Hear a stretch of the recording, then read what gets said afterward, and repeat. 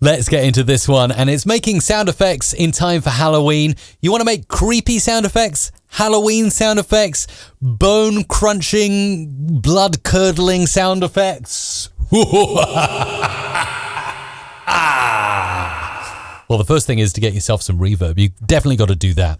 I use my Soundcraft Signature 12 MTK. It has reverb built in. Wow, it's amazing. But we're going to talk about using items that you'll find around the house to make some sound effects. So what I'm going to actually do is just hop into Adobe Audition and start the recording right now. And we'll call this Spooky SFX.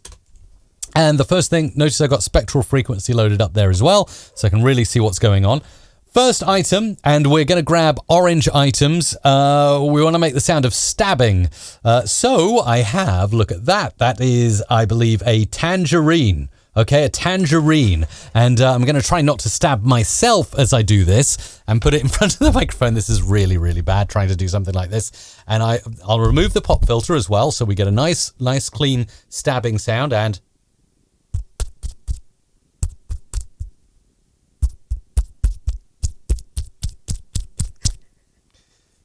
you might want to get yourself an orange if you want something better to stab, but you get the idea.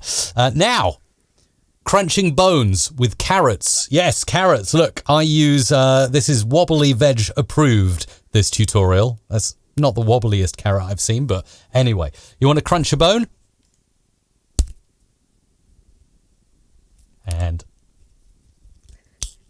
But most importantly,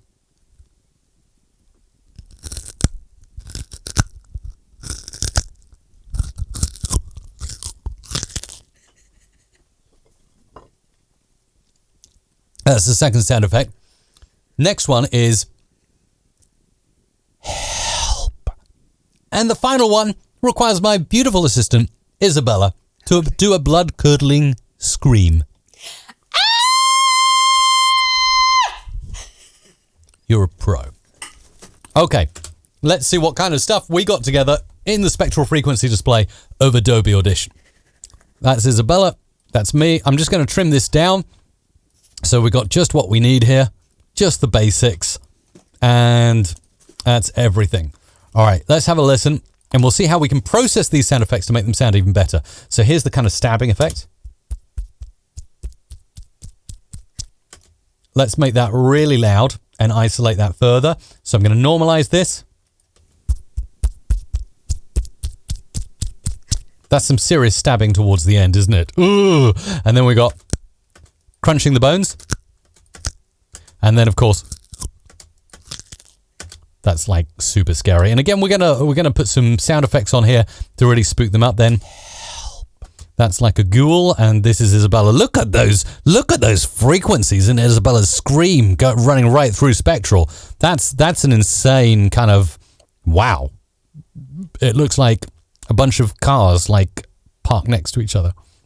Weird stuff. Anyway, let's go into multitrack now, and I'm just going to use no template. I'm going to start with something new. I'm going to call this creepy, and we'll go and drag this in, and we'll split each sound effect onto a different track like this. So there's one, there's two, there's help, and there's the scream. And with help, I will need just a little bit of extra help on that, because I'm going to take it, I'm going to normalize it to -3. I'm going to take a copy, go to a new audio file, I'm going to paste it, and what I'll do is let's go ahead and edit, insert some silence. Going to do something that I've recommended many times before, and that is to create some reverse reverb on this, placing a marker so I know where I started. Effects, reverse this, effects, reverb, studio reverb, and we can go much more than that. That's it, loads of decay there. Okay, so once we've got something that we like, let's go and apply that reverb there. So studio reverb, all the settings are good, apply, and then we'll go to effects and reverse it back. So so you can hear that kind of help. So let's go ahead and bring this in. And again, we're sort of matching that marker up with the start of the help there. So that's going to sound really creepy.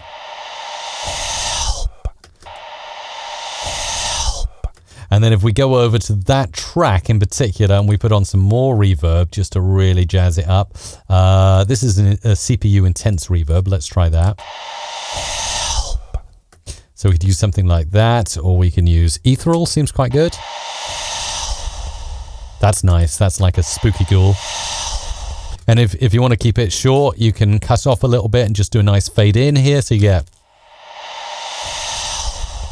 So help, that sounds very ghoulish. So that's 1 of 4. And then on this track, again, reverb is going to be your best friend. I mean, most of the time, studio reverb will do the job. And we can use something like a Great Hall.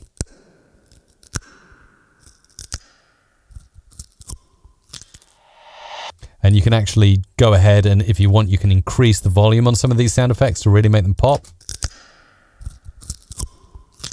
And if you want, you can also double track. If you find it's not powerful enough, double track them by holding down Alt or Option on a Mac and Shift to lock in time. And you can really double up and get something that pops out.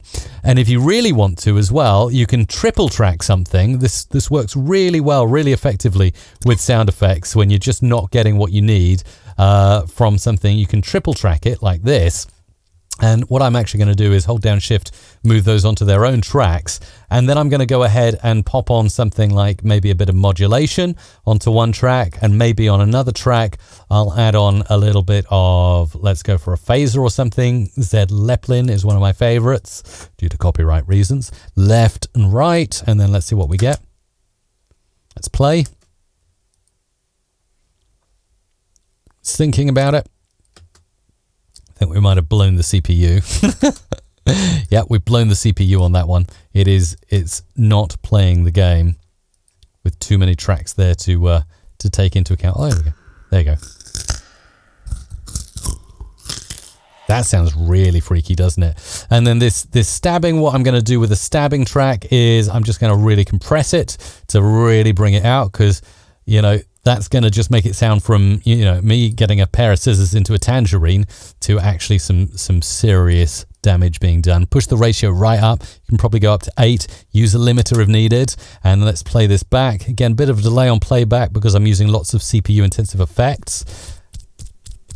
So we're going to have to push that right up. Hang on, let's push the makeup gain on that right up and have a listen to this. And finally, we'll end on Isabella.